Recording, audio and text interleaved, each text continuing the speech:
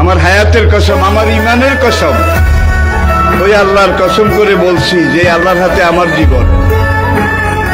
বর্তমান ফিলিস্তিনের যুদ্ধ শেষ হবে, ইমাম মাহদী এসে যাবে। ইমাম মাহদী আসার 9 বছর পরে, ইমাম মাহদী আসার 9 বছর পরে ঈসা আলাইহিস সালাম আসবেন।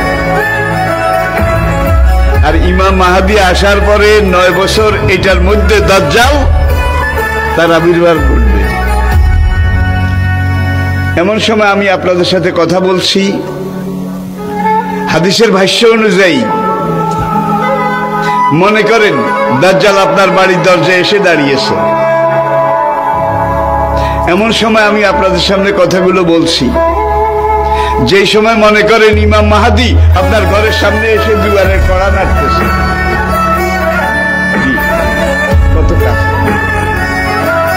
আল্লাহর নবী ইমাম মাহদী সম্পর্কে, দাজ্জাল সম্পর্কে 70টা ভবিষ্যৎবাণী করেছেন। কয়টা?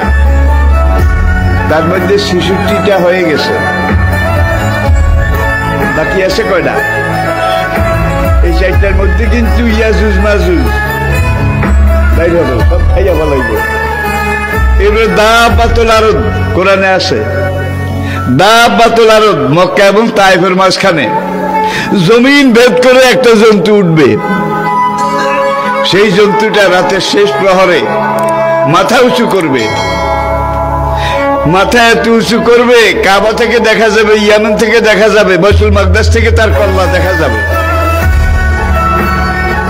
সে কল্লা উঁচু করে বলবে, হায় দুনিয়ার মানুষ, সে মুসলমান জাতি, দুর্ভাগ্য তোমাদের, আজকে রাতে আল্লাহ তওবার দরজা বন্ধ করে দিয়েছে।